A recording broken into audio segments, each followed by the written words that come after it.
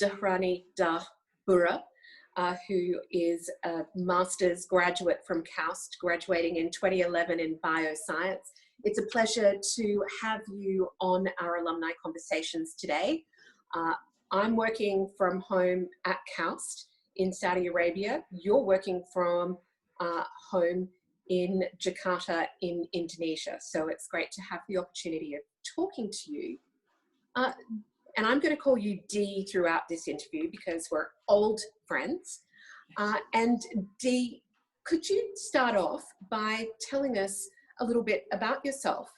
I work as a data scientist with KAUST Lab Jakarta, which is basically a data innovation facility between the government of Indonesia and United Nations Development Program.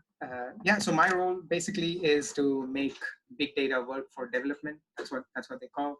But specifically, it's around rural communities, agriculture, and food security, and also. In the sense that, when I say making big data work, it's about the technical aspects of making big data work, right? I mean, there's so much, there's so many innovations in the data field, but then the national statistical offices don't take them. And there's a reason why, because there's issues with robustness and, interpretability and other things. So my role is to bridge that gap. Just help me understand, you were an undergraduate student in Hyderabad and you were looking to do a graduate program, and you and KAUST found each other. Is that how you ended up here? Eventually, I wanted to do a PhD, period, right? I mean, I want to get into research. I want to, use my energies there. But I wanted to find a path that will help me prepare for that journey, right? As any student, undergraduate student, you would say either you would try to get into a top-notch university in India, which is quite competitive, or you would try to get into a top-notch place outside India, either in the US or UK, especially those days. And I realized that most of those were not in line with my preparations or how I understand to be. Towards moving towards a PhD. So in that sense, the KAUST opportunity came actually, in that sense, I had to do some foresighting of how this could look like, and it turned out to be like good. So in that sense, I found KAUST. That would be the answer. So you left KAUST after you graduated in Bioscience to go on and do your PhD at the Swedish University of Agricultural Sciences. So tell us about that experience and why in particular the Swedish University of Agricultural Sciences. Yeah. So there was a bridge between when I moved out of KAUST and before I went to doing a PhD, and that was actually with the through the process of KAUST itself. I was doing a master's project in Spain. So when I was in Europe during that time, I started to understand a bit about European way of looking at science and its involvement in society and decision making, and then I also compared it to the US model, for example, where a lot of my friends, a lot of KAUSTians moved to the US to do their PhDs. But through some of my colleagues, I came across this opportunity in the Swedish University of Agricultural Sciences. And it was new because the Nordic way of life was always it's high quality life, so this was perfect. So I mean, in that sense, go there, you've got four years fully dedicated, well paid, finish your job and move. So that was that strategy. Yeah. And then what happened after the PhD? Did you go on and do a postdoctoral fellowship, or did you decide to go into the industry sector? Tell us your post-PhD journey. So after that, postdoc was obviously a question, and then I got. Ideally, that was not my first choice because I started to realize that postdoc is just a transitionary phase to do something else. Postdoc can't be a postdoc for permanent, for continuous life. And also in that sense, again, postdoc is pretty much like an extended PhD with the same issues and troubles. I moved to the International Center for Tropical Agriculture, which is one of the CGIAR institutions. And then there actually I worked like basically as a data assistant because yeah, I wanted to try, yeah, I went down in terms of like after a PhD, you often get into a postdoc equivalent position in the CGIAR system, but but I was not available, and I had to give away other postdocs in the university setting. So since I wanted to do like this agriculture research for development projects, basically for in the developing world, so I said we should take a chance. So then I moved to the International Center for Tropical Agriculture, just looking at data sets, working with policymakers, and that kind of stuff. And initially, I started off as a data assistant. Then I moved to become a postdoc and a senior research associate. So that was. And that center was in Vietnam, or that was still in Europe? No, I was in Vietnam. So I moved to. So these are global centers. So I mean, though I was my home was in Vietnam, but I never spent much time in Vietnam. It was a lot of traveling back and forth. But yeah, it was based in Vietnam. Yes. That was in Hanoi, so in the capital. That was always in Hanoi. Yes, exactly. But it was a lot of back and forth between Latin America, Cali, where Colombia, and then Hanoi. So that was a lot of transcontinental travel. Yes. Did you see yourself as wanting to pursue a global career, a career that would take you to many different countries? So initially, it was all about learning, right? I mean, KAUST gives you that.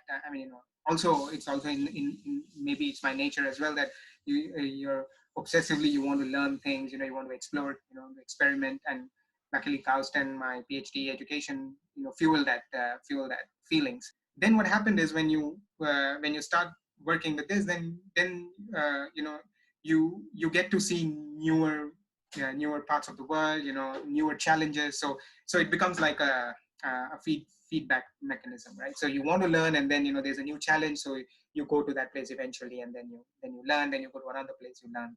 So would you say that in a sense your job now is less out in the field, is more looking at the data, the research? I think that's the difference between what I was doing with like the CGIAR with CIAC and now.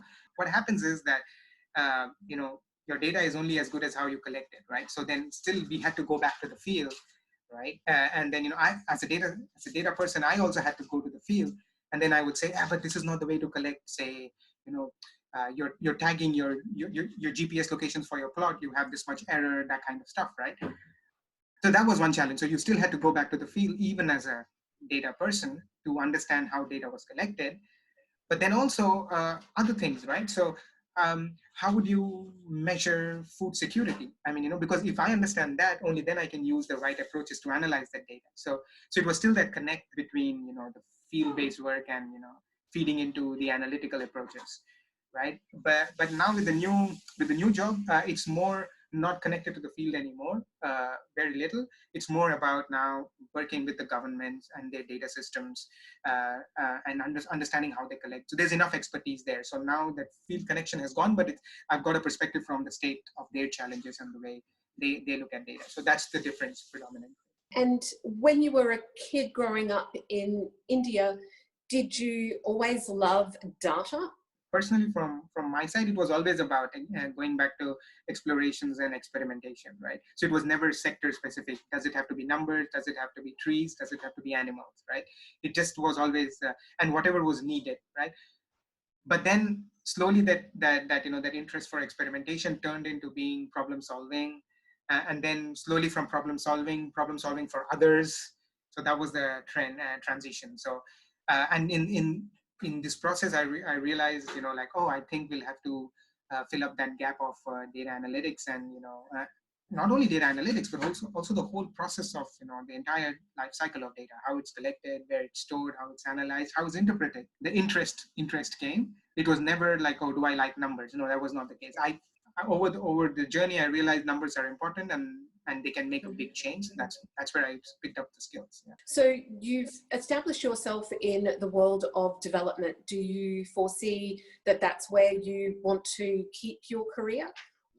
Yeah. So I know what I want to do when I retire. I know that. I don't know before that. I mean, it's a bit unclear. As long as, I mean, of course, post retirement, I want to go back to farming. Right? I mean, I want to make Farming. my own farm. Yeah, I want to become a farmer basically. But before that, and then just do all handmade stuff, right? Nothing on the computers. I don't want to look at my computer. That's the plan. But before that, I think with the current state of mind I'm in, I think I would want to continue sticking to what I would call research for development, as my previous boss was to say, that you do research like the academy, like how they do it in the academic world, but you do it for the sake of like the development purpose. So you really you try to solve issues that are keen for, that are really troubling people, rather than oh, this is my interest, not fundamental research but more applied, but research for development.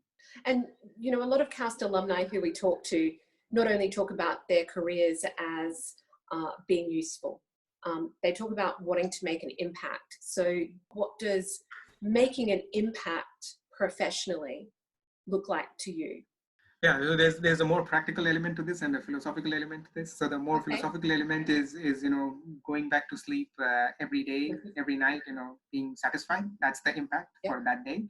But in terms of the more practical element to making impact, things are so complex. So I mean, a simple example, right? I mean, now with the COVID case, right? I mean, do you save lives or do you save economy? So you might there's always these trade-offs and balances, and you'll end up skewing certain things and not skewing the others. So there's a lot of intricacies to this. So at the end, impact would be more connected to myself, in the sense, like I have to grow as a professional, understand why certain things are not happening, and see if you can make a change. If you can't, that's the way it is. Basically, there's many things controlling certain things. So I've asked you today, Dee, to bring along something that we can talk about, something visual.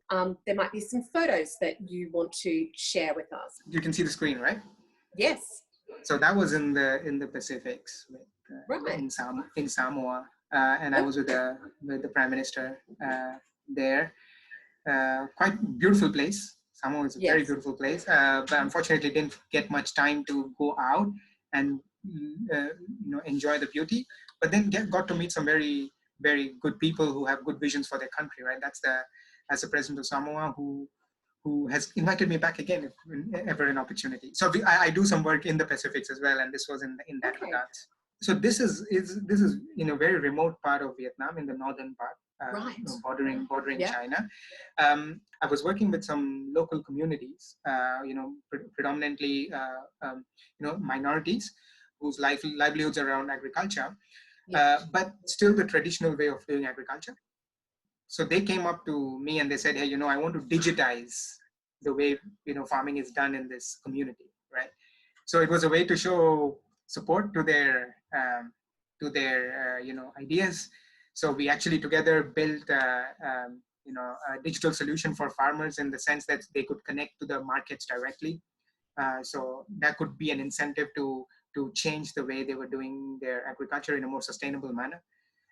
So this, often there's a trade-off, right? So once you connect to the market, then market forces drive what you grow, right? So this was a solution that we so we call it like the participatory way of producing digital solutions, where there's a more human-centered design element to it. There's data science elements to this. With the human-centered design elements, you try to understand what the community's aspirations are, what they want to do, how they want to use this tool, how they see their farming being transformed sustainably. So you ingrain their understanding of sustainability into the digital tool, in a way that it's reflected in the tool. So in this particular case, basically what happens is the farmers they grow a specific type of rice here. It's a highland variety of rice. Of course, there's a lot of demand for this rice in the cities, but they're not connected well to the city.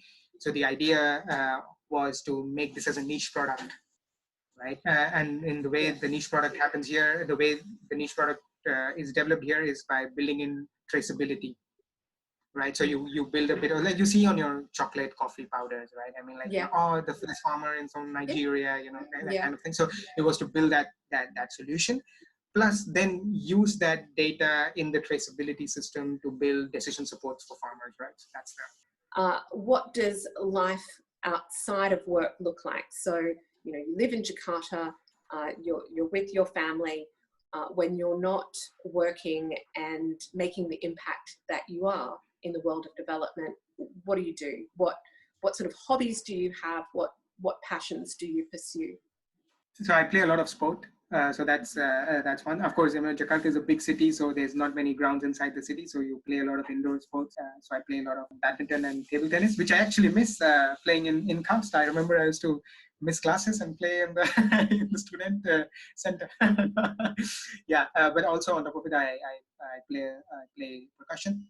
So I'm a musician as well, and I play for a local band whenever I find time. Well, thank you so much for your conversation today, and look forward to having another conversation with you in the future. Yeah, thank you, Leah. Thank you very much. Thanks everyone as well. Yeah.